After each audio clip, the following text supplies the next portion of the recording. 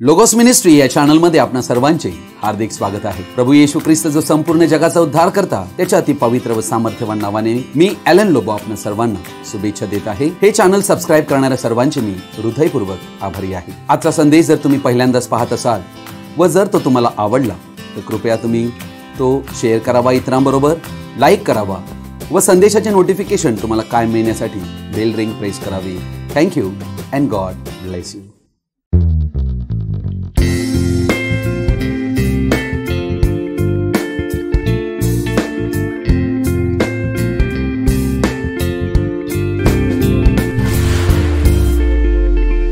आज आपण एका महत्त्वाच्या विषयाकडे आपलं लक्ष लावणार आहोत आणि या विषयाला मी शीर्षक देऊ इच्छित आहे, ख्रिस्त येशूच्या मंडळीचे स्वर्गरोहण व पहिले पुनरुत्थान। अर्थात हा विषय जो आहे हा अतिशय महत्त्वाचा विषय आहे व आज आम्ही ज्या काळात पोहोचलेलो आहोत या काळातच या काळाचा कालखंड समाप्त होत असताना पहिलं पुनरुत्थान होणार आहे। जगाला माहित पडणार नाही की पहिले पुनरुत्थान झालेले आहे। अर्थात हा विषय फार सखोल आहे आणि म्हणूनच तुम्हा सर्वांना माझी विनंती आहे, तुम्ही हा संदेश सर्वजणांनी आवर्जून शेवटपर्यंत पाहावा। देवाची प्रत्येक वचने ही जिवंत, सक्रिय व सजीव वचने आहेत व ती वचने अद्भुत असून सत्य जे आहे ते रहस्यमय रीतीने दडलेलं आहे। परंतु हे सत्य मानवी मनाला आपल्या स्वतःच्या कल्पनेने उलगडू शकत नाही। पवित्र आत्मा जो या बायबलचा वचनांचा लेखक आहे तोच हे समजावून देऊ शकतो। अर्थात आम्हाला स्वतःला सत्याची भूक असायला हवी व आम्ही स्वतःसाठी सत्याचा शोध घेतला पाहिजे। आम्ही कोणाकडून काही ऐकले असेल तर ते शास्त्रलेखांतील वचनांतून पवित्र आत्म्याच्या द्वारे पारखून योग्य समज घेतली पाहिजे, ही आमची व्यक्तिगत जिम्मेदारी आहे। येशूने आभार मानले आणि पित्याला म्हटले की मी तुझे आभार मानतो की ज्ञानी आणि विचारवंत लोकांपासून या गोष्टी तू गुप्त ठेवून बाळकांना प्रकट केल्या। पवित्र शास्त्रांतून आम्ही थेसलनिकाकरास पहिले पत्र याचा 4 अध्याय 13 ते 18 वचन वाचणार आहोत। बंधुजनो, झोपी गेलेल्या लोकांविषयी तुम्ही अजाण नसावे अशी आमची इच्छा आहे, यासाठी की ज्यांना आशाच नाही अशा बाकीच्या लोकांसारखा तुम्ही खेद करू नये। कारण येशू मरण पावला व पुन्हा उठला असा जर आपला विश्वास आहे तर त्याप्रमाणे येशूच्या द्वारे जे झोपी गेले आहेत त्यांना देव त्याच्या बरोबर आणील। प्रभूच्या वचनावरून आम्ही हे तुम्हाला सांगतो की प्रभूचे येणे होईपर्यंत जे आपण जिवंत असे उरू ते आपण झोपी गेलेल्यांच्या आघाडीस जाणारच नाही। कारण आज्ञाध्वनी, आद्य दिव्य दूताची वाणी व देवाच्या तुतारीचा नाद होत असता प्रभू स्वतः स्वर्गांतून उतरेल आणि ख्रिस्तामध्ये जे मेलेले आहेत ते पहिल्याने उठतील। नंतर जिवंत उरलेले आपण त्यांच्या बरोबर प्रभूला सामोरे होण्यासाठी मेघारूढ असे अंतराळात घेतले जाऊ आणि तसेच सदा सर्वदा प्रभूजवळ राहू। म्हणून या वचनांनी एकमेकांचे सांत्वन करा। आमेन। प्रभू या वाचलेल्या वचनावर आपला आशीर्वाद देऊ आणि आम्हा सर्वांना या वचनांद्वारे आशीर्वादित करो। आमेन। वास्तविक आम्ही ही गोष्ट पाहतो की या जगामध्ये लोकांना आशा नाही, तो व्यक्ती त्यांना पुन्हा भेटणार नाही। या ठिकाणी आम्ही 13व्या वचनात पाहत आहोत, झोपी गेलेल्या लोकांविषयी तुम्ही अजाण नसावे। अर्थात अजाण म्हणजे आम्हाला काही माहीतच नाही। अर्थात लूक 23:43 वचनात आम्ही ही गोष्ट पाहतो की येशू ख्रिस्ताच्या उजव्या हाताकडे असणाऱ्या चोराला येशूने म्हटले होते, आज तू माझ्याबरोबर खचित सुखलोकात असशील।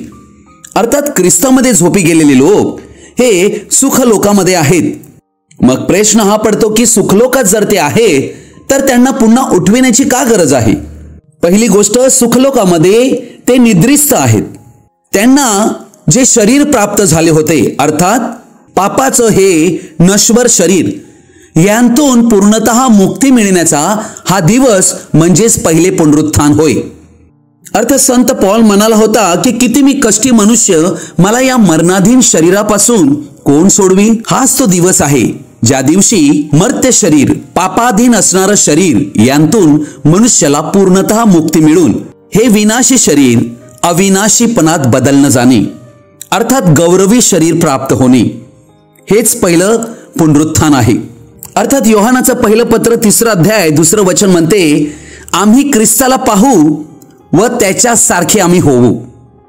अर्थात पुनरुत्थान हा शब्द ख्रिस्तामध्ये झोपी गेलेल्या लोकांसाठी आहे, म्हणजे जे शरीराने मरण पावलेले आहेत परंतु ख्रिस्त येशूमध्ये झोपी गेलेले आहेत, कारण त्यांना अनंत जीवन प्राप्त झालेलं असल्या कारणाने ते मरू शकत नाहीत. म्हणून देवाची वाणी या व्यक्तींना उठवील.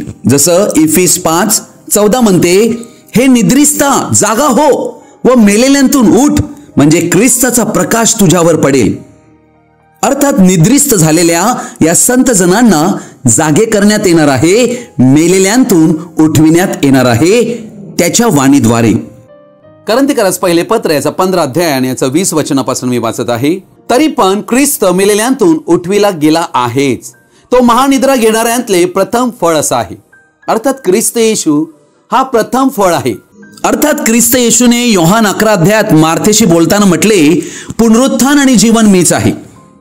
अर्थात मनुष्य जातीला मरणांतून पुन्हा जिवंत करावे व त्यांच्या मूळ अवस्थेमध्ये आणावे, म्हणूनच येशू पुनरुत्थान आणि जीवन बनून या जगात आला होता.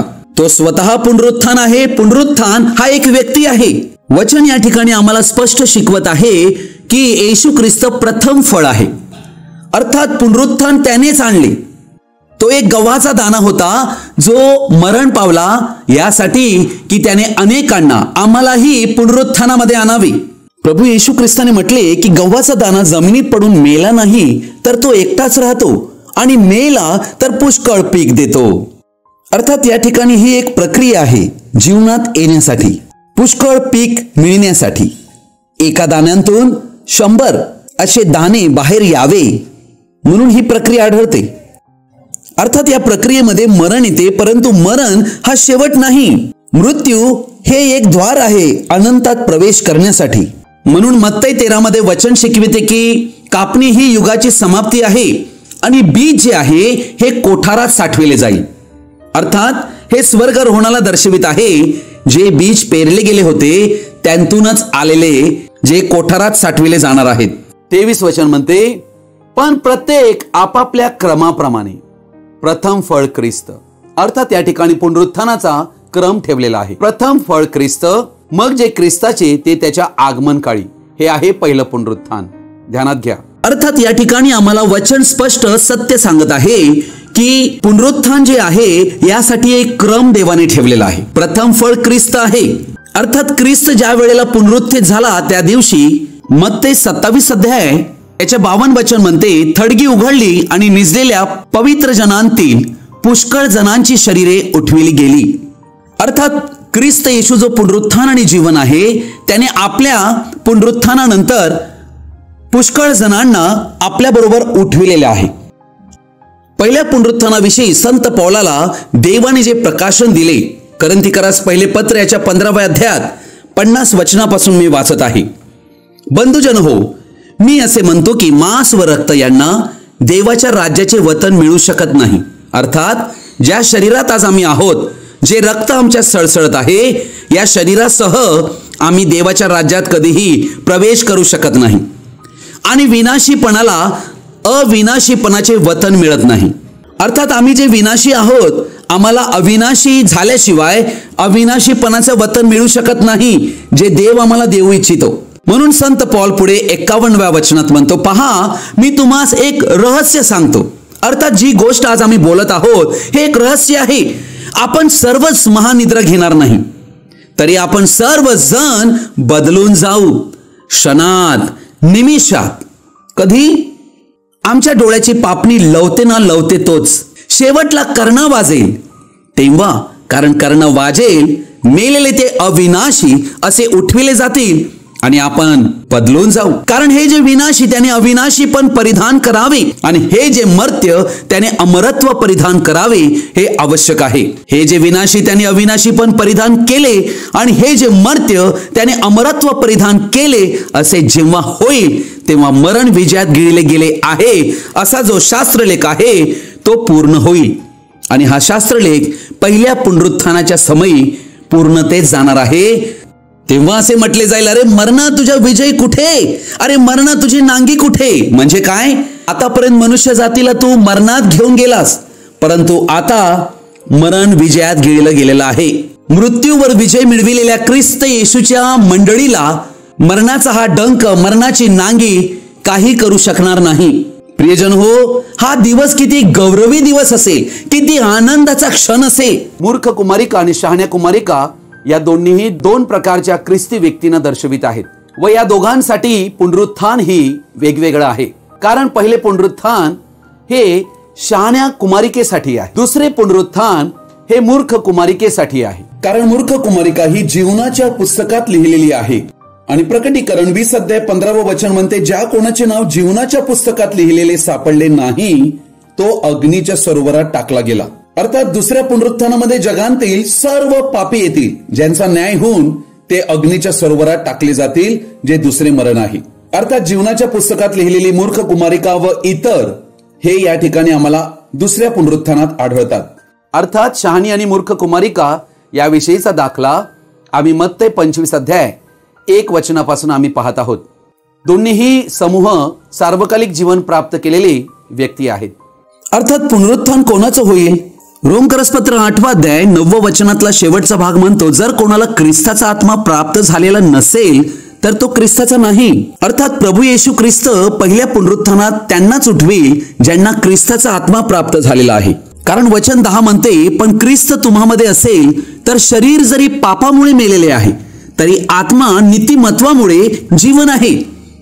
पुनरुत्थानाची महान आशा खऱ्या ख्रिस्ती व्यक्तींसाठी आहे. रोमकरसपत्र 8:11 म्हणते, ज्यांनी येशूला मेलेल्यांतून उठविले त्याचा आत्मा जर तुम्हामध्ये वस्ती करीतो, तर ज्याने ख्रिस्त येशूला मेलेल्यांतून उठविले तो तुम्हामध्ये वस्ती करणाऱ्या आपल्या आत्म्याने तुमची मर्त्य शरीरेही जिवंत करील.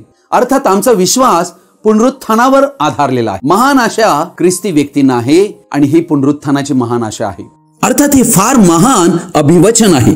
म्हणून आम्हा विश्वासणाऱ्यांची एकच महत्वाची गोष्ट आहे की पवित्र आत्म्याला आम्ही कधीही दुःखित करता कामा नये, कारण त्याने मुक्तीच्या दिवसापर्यंत त्या आत्म्याद्वारे आम्हाला शिक्कामोर्तब केलेले आहे. हेच ख्रिस्ताच्या मंडळीचं क्वालिफिकेशन आहे. इफिसकरसपत्र 1 13 आणि 14 आम्ही वाचतो, तुम्हीही सत्याचे वचन म्हणजे तुमच्या तारणाविषयीची सुवार्ता ऐकून घेतल्यानंतर त्याच्यावर विश्वास ठेवला आणि त्याने देऊ केलेल्या पवित्र आत्म्याचा तुम्हावर त्याच्या ठाई शिक्का मारण्यात आला आहे. देवाच्या गौरवाची स्तुती व्हावी म्हणून त्याच्या स्वकीय जनांच्या खंडणी भरून मिळविलेल्या मुक्तीसाठी हा पवित्र आत्मा आपल्या वचनाचा विसार आहे. अर्थात हे वचन आम्हाला शहाण्या कुमारिकेविषयी सांगत आहे. शहाणी कुमारिका हिच्याकडे पवित्र आत्मा होता. अर्थात तिच्या दिव्यामध्ये तेल होते. तेल पवित्र आत्म्याला दर्शविते. अर्थात पहिल्या पुनरुत्थानात पवित्र आत्म्याचा बाप्तिस्मा पावलेले लोकच जाऊ शकतात. तर पवित्र आत्म्याचा बाप्तिस्मा जर कोणाला प्राप्त झाला नसेल तर तो पहिल्या पुनरुत्थानात सामील होऊ शकत नाही. रोमकरसपत्र 6:5 म्हणते, कारण जर आपण त्याच्या मरणाच्या प्रतिरूपाने त्याच्याशी संयुक्त झालो आहोत. कोणाबरोबर? ख्रिस्ताबरोबर. त्याच्या मरणाच्या द्वारे जर संयुक्त झालेलो आहोत तर त्याच्या उठण्याच्याही प्रतिरूपाने त्याच्याशी संयुक्त होऊ. आम्ही बाप्तिस्मा घेतो तेव्हा आम्ही काय दर्शवितो की आम्ही येशू ख्रिस्ता बरोबर मरण पावलो जगासाठी. देहाने आदमासारखं शरीर आम्ही धारण केलं होतं, पण दुसरा आदम जो वरून आला होता त्याचंही गौरवी शरीर आम्ही परिधान करू.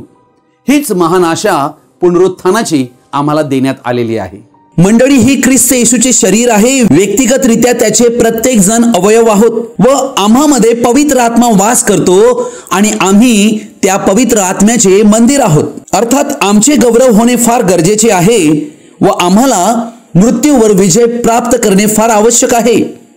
म्हणून लूक शुभवर्तमान 20:36 म्हणते, आणि ते पुढे मरणारही नाहीत. पहिल्या पुनरुत्थानात जो भागी आहे तो कधीही मरणार नाहीये, कारण ते देवदूता समान आहेत आणि पुनरुत्थान पावलेले असल्यामुळे ते देवाचे पुत्र आहेत. अर्थात आज आम्ही आमच्या स्वतःला देवाचे पुत्र म्हणतो आणि पुनरुत्थान अंतर देखील पुत्र, या दोघात काय अंतर आहे? आज आमचा जीव जो आहे, सोल, हा पुनरुत्थित झालेला आहे आणि त्यामुळे आम्ही देवाचे पुत्र ठरलेलो आहोत.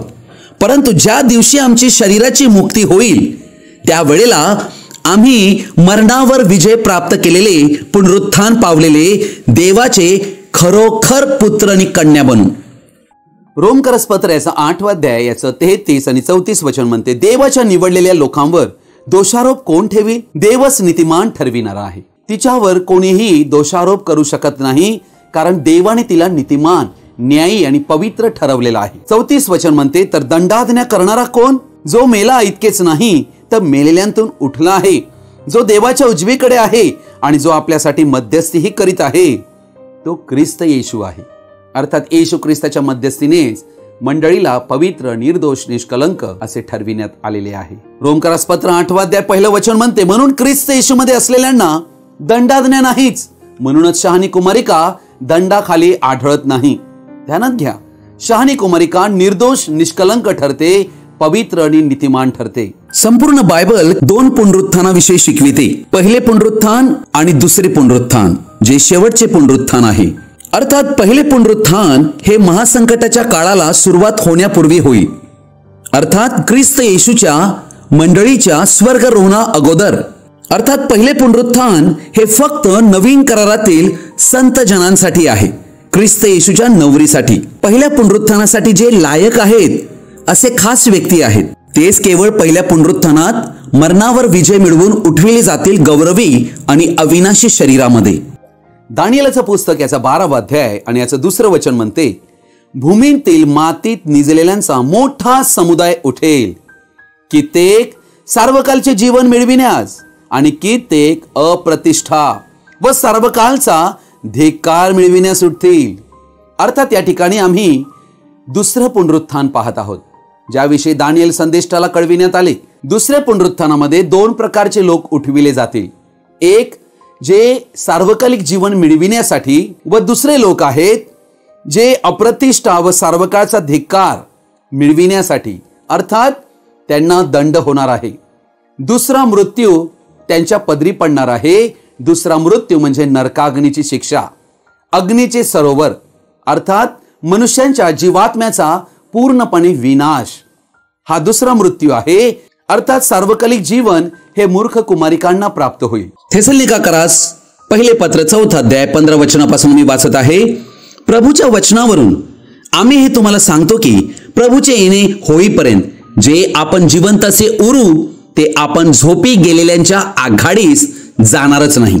अर्थात झोपी गेलेले जे लोक आहेत त्यांच्या अगोदर आम्ही जाणार नाही. 16वे वचन म्हणते, कारण आज्ञाध्वनी, आद्य देवदूताची वाणी व देवाच्या तुतारीचा नाद होत असता प्रभू स्वतः स्वर्गांतून उतरेल आणि ख्रिस्तामध्ये जे मेलेले आहेत ते पहिल्याने उठतील. अर्थात पुनरुत्थान हे कोणाचं होईल? ख्रिस्तामध्ये जे मेलेले आहेत ते प्रथम उठविले जातील. 17वे वचन, नंतर जिवंत उरलेले आपण त्यांच्याबरोबर प्रभूला सामोर होण्यासाठी मेघारूढ असे अंतराळात घेतले जाऊ आणि तसेच सदा सर्वदा प्रभूजवळ राहू. किती आनंदाचा दिवस तो असेल. अर्थात कैक वेळेला आम्ही म्हणतो की आम्ही पुनरुत्थानामध्ये जाऊ.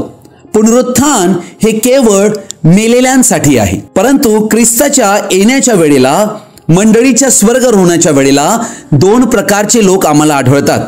एक, ख्रिस्तात जे झोपी गेलेले आहेत, म्हणजे शरीराने मरण पावलेले आहेत, व दुसरा समूह आहे जिवंत उरलेले.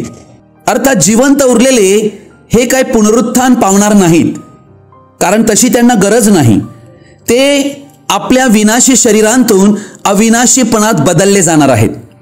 परंतु जे ख्रिस्तात झोपी गेलेले आहेत, म्हणजे येशूच्या येण्यापर्यंत जे मरण पावले, त्यांना पुनरुत्थान आहे. अर्थात पहिल्या पुनरुत्थानात जिवंत झालेले आणि जे जिवंत उरलेले दोन्हीही मिळून ख्रिस्त येशूची नवरी ख्रिस्ताला सादर होईल. ख्रिस्ताला अंतराळात पाहताच ख्रिस्तासारखी ती बनेल. जिवंत उरलेल्यामध्ये आम्ही पाहत आहोत, लूक शुभवर्तमान 17 अध्याय 34 वचन म्हणते, मी तुम्हा सांगतो त्या रात्री एका बाजेवर 2 असतील, एक घेतला जाईल व दुसरा तेथेच ठेवला जाईल. दोघी मिळून दळत असतील, एक घेतली जाईल व दुसरी तेथेच ठेवली जाईल. अर्थात ही दोन्ही वचने आम्हाला स्वर्गारोहण ज्या दिवशी होईल त्याविषयी सांगत आहे. अर्थात पहिले पुनरुत्थान होईल त्या समयाविषयी म्हणत आहे. निवडलेले थोडके आहेत आणि बोलावलेले पुष्कळ आहेत. निवडलेले व्यक्तीच केवळ जातील. ही दोन्ही वचने आम्हाला येथे निवडीविषयी सांगत आहे. निवडलेलाच केवळ स्वर्गारोहणात घेतला जाईल, जे शहाण्या कुमारिकेला दर्शवितात. अर्थात या ठिकाणी बाजेवर 2 म्हणजे नवरा बायको दाखवलेले आहेत. अर्थात स्वर्गारोहणानंतर कोणीतरी एकटा पडणार आहे. जो मागे राहिलेला आहे त्याला हे वचन दर्शवित आहे. अर्थात या ठिकाणी रात्र दाखवलेली आहे. 35 वचनामध्ये दळणारे दाखविलेली आहे. सकाळची वेळ दर्शविलेली आहे. अर्थात ज्या वेळेला पहिलं पुनरुत्थान होईल, ज्या दिवशी स्वर्गारोहण होईल, त्यावेळेला पृथ्वीवर सर्व ठिकाणी वेगवेगळी वेळ असेल. अर्थात ऑस्ट्रेलियामध्ये, न्यूझीलंडमध्ये संध्याकाळ झालेली असेल, तर भारत देशामध्ये सकाळ झालेली असेल आणि अमेरिकेमध्ये अजून एक दिवस मागे असतील, अंधारात रात्रीच्या वेळेला ते असतील. अर्थात या ठिकाणी 35 वचनात दोघी मिळून दळत असतील असं म्हटलेलं आहे.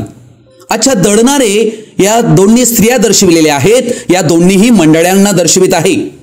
अर्थात एकच मंडळी जी ख्रिस्त येशूची मंडळी, जी देखील दळत होती. दळणारे दोघे आहेत, परंतु एकीचा स्वीकार केला जाईल, एक ठेवली जाईल. जसे आम्ही मत्ते 25 यामध्ये मूर्ख आणि शहाण्या कुमारिकेचा दाखला पाहतो. त्यांच्या दिव्यामध्ये तेल संपले होते आणि दिवे विझू लागले होते आणि त्या वेळेला वर आला आणि त्यांच्या दिव्यात तेल नव्हते, म्हणून ते मागे राहिले. व शहाण्या कुमारिका यांनी आपल्याजवळ अधिक तेल घेतले असल्या कारणाने त्यांचा स्वीकार करण्यात आला व दार बंद झाले. प्रभू येशू ख्रिस्ताचे झालेले पुनरुत्थान, या पुनरुत्थानाची बातमी कळविण्यासाठी देवाचे 2 दूत कबरेजवळ होते आणि त्यांनी शिष्यांना ही बातमी दिली. येशू ख्रिस्ताचे झालेले पुनरुत्थान पूर्णतः विश्वास जगभर केला जावा म्हणूनच ख्रिस्त येशूचे पुनरुत्थानाविषयी साक्ष देण्यात आली. परंतु पहिले पुनरुत्थान जे होईल हे गुप्त होणार आहे. अर्थात पहिल्या पुनरुत्थानाविषयी पवित्र शास्त्र असे सांगत नाही की थडगी उघडली जातील. अर्थात पहिल्या आणि दुसऱ्या पुनरुत्थानात हा फरक आम्हाला आढळतो. मंडळीचं स्वर्गरोहण हे गुप्त रीतीने होणार असल्या कारणाने पहिले पुनरुत्थान ही गुप्त रीतीनेच होईल. अर्थात स्वर्गरोहणात जाणारे व्यक्तीच पुनरुत्थित झालेल्या व्यक्तीला पाहतील, जग त्यांना पाहू शकणार नाही. प्रकटीकरण याचा 20वा अध्याय आणि याचं वचन 4 पासून 6 पर्यंत मी वाचत आहे. नंतर मी राजासने पाहिली, त्यावर कोणी बसले होते आणि त्यांना न्यायनिवाडा करण्याचा अधिकार दिला होता. हे आहेत शहाण्या कुमारिका. करंथीकरास पहिले पत्र याच्या 6व्या अध्यायात 3रं वचन आम्ही पाहतो की देवदूतांचा आणि या जगाचा न्याय करण्याचा अधिकार या शहाण्या कुमारिकांना प्राप्त झालेला असेल. येशू ख्रिस्ताविषयी आणि येशूविषयीच्या साक्षीमुळे व देवाच्या वचनामुळे ज्यांचा शिरच्छेद झाला होता आणि ज्यांनी श्वापदाला व त्याच्या मूर्तीला नमन केले नव्हते व आपल्या कपाळावर व आपल्या हातावर त्याची खून धारण केली नव्हती, त्यांचे आत्मेही पाहिले. हे आहेत इस्रायली 1,44,000 जे महासंकटाच्या काळामध्ये श्वापदाच्या द्वारे ठार मारले जाणार आहेत. त्यांचा शिरच्छेद केला जाणार आहे. ते जिवंत झाले आणि त्यांनी ख्रिस्ताबरोबर 1000 वर्ष राज्य केले. त्या 1000 वर्षामध्ये सर्वच जण नसतील, खास लोक असतील आणि ते आहेत शहाणी कुमारिका जी पहिल्या पुनरुत्थानामध्ये सामील होते व 1,44,000 जे इस्रायली आहेत. 7वा दिवस म्हणजे शब्बाताचा, शांतीचा असा दिवस असेल, जो विश्रांतीचा दिवस असेल. त्या वेळेलाच येशू ख्रिस्त आपलं 1000 वर्षाचं राज्य या पृथ्वीवर करणार आहे. 5वं वचन म्हणते, मृतांपैकी बाकीचे लोक ती 1000 वर्षे पूर्ण होईपर्यंत जिवंत झाले नाहीत. हेच पहिले पुनरुत्थान. अर्थात बाकीचे लोक म्हणजे कोण? तर मूर्ख कुमारिका, जी सुद्धा एक ख्रिस्तीच व्यक्ती आहेत, परंतु त्यांना पवित्र आत्म्याचा बाप्तिस्मा न मिळाल्या कारणाने ती स्वर्गरोहणात जात नाही. मूर्ख कुमारिका 1000 वर्षाचं ख्रिस्ताबरोबरचं राज्य गमाविते. मूर्ख कुमारिका ही दुसऱ्या पुनरुत्थानामध्ये उठली जाणार आहे. 6वं वचन म्हणते, पहिल्या पुनरुत्थानात ज्याला भाग आहे तो धन्य व पवित्र आहे. अर्थात प्रभूचं वचन या ठिकाणी शिकवित आहे की पहिल्या पुनरुत्थानात ज्याला भाग आहे तो धन्य आणि पवित्र आहे. अशा लोकांवर दुसऱ्या मरणाची सत्ता नाही, तर ते देवाचे व ख्रिस्ताचे याजक होतील आणि त्याच्याबरोबर 1000 वर्षे राज्य करतील. अर्थात पहिल्या पुनरुत्थानात 1,44,000 आणि शहाणी कुमारिका हे दोन्हीही समूह असणार आणि ते येशू ख्रिस्ताबरोबर 1000 वर्षे राज्य करतील असं हे वचन या ठिकाणी शिकवित आहे. आज तुम्ही आणि आम्ही जगाच्या अंतात पोहोचलो आहोत, म्हणजे जगाच्या इतिहासाच्या शेवटला पोहोचलेलो आहोत. अर्थात ती वेळ कोणालाही अजून माहित नाही, परंतु ती वेळ फार जवळ आहे. परंतु प्रभू येशूने आपल्या भक्तांना सांगितलेलं आहे की ज्या वेळेला तुम्ही ही चिन्हे घडताना पाहाल तेव्हा तुम्ही आपली डोके वर करा, कारण तुमच्या मुक्तीचा समय जवळ आलेला आहे. व हा मुक्तीचा समय म्हणजेच मंडळीचं स्वर्गरोहण. आपण प्रार्थना करूया. हे आमच्या स्वर्गीय बापा, आज या वेळेला तू आपल्या वचनाद्वारे आमच्याशी बोलला आहेस. तुझी वचने अति पवित्र आणि सत्य आहेत व पुढे काय होणार हे तू अगोदरच शास्त्रलेखात लिहून ठेवलेलं आहे. भविष्यवाद्यांद्वारे, संदेष्टांच्याद्वारे, प्रेषितांच्याद्वारे तू आपलं सत्यवचन कळविलेलं आहे. आम्ही ज्या समयात पोहोचलो आहोत, पहिलं पुनरुत्थान म्हणजे शहाण्या कुमारिकांचं उठणं किती जवळ आलेलं आहे. कारण काळ आणि वेळ याविषयी लिहिण्याची गरज नाही असे तू स्वतः प्रेषित पौलाद्वारे म्हटलेलं आहे. स्वर्गारोहणापूर्वी होणारे पुनरुत्थान, त्या पहिल्या पुनरुत्थानात जो सहभागी आहे तो पवित्र आणि धन्य आहे असे तुझे वचन म्हणते. पहिल्या पुनरुत्थानात ख्रिस्तामध्ये झोपी गेलेले ते उठणार आहेत आणि आम्ही जे जिवंत उरणार आहोत तेही आम्ही सर्वजण स्वर्गारोहणात जाण्यास लायक ठरावे. म्हणून आज आमचं जीवन पवित्र कर, तुझ्या वचनाशी योग्य कर. आमच्या जीवनातील जी बंधनं आहेत आणि जगजगाच्या गोष्टी आहेत त्या सर्व काढून टाक. तुझ्या रक्ताने आम्हाला पवित्र कर, यासाठी की आम्ही तुझी सेवा पूर्ण अंतकरणाने करू आणि तुझं वचन जे या अंत समयात तू आपल्या संदेशाद्वारे कळविलेलं आहे त्यावर आम्ही विश्वास करू आणि त्याप्रमाणे आम्ही चालावे. म्हणून तुझं दिव्य प्रकटीकरण आम्हाला दे. आम्ही या भावांना बहिणींना तुझ्या हाती सोपवित आहोत. तुझा आशीर्वाद त्यांच्यावर तू ठेव. येशू ख्रिस्ताच्या पवित्र नावाने मागतो, आमेन. प्रभू येशू ख्रिस्ताची कृपा, प्रेम, दया, आनंद आणि शांती आपणा सर्वांबरोबर तू येईपर्यंत कायम राहो, आमेन. आजचा हा संदेश आपण सर्वजणांनी शेवटपर्यंत व ध्यानपूर्वक पाहिल्याबद्दल आपण सर्वांचा मी हृदयपूर्वक आभारी आहे. आजचा संदेश ऐकल्यानंतर नक्की तुम्हाला काय कळले तुम्ही कृपया कमेंट बॉक्समध्ये कळवू शकता व आमच्याशी व्यक्तिगत संपर्क साधू शकता व जर काही प्रश्न असतील तेही विचारू शकता. Thank you and God bless you.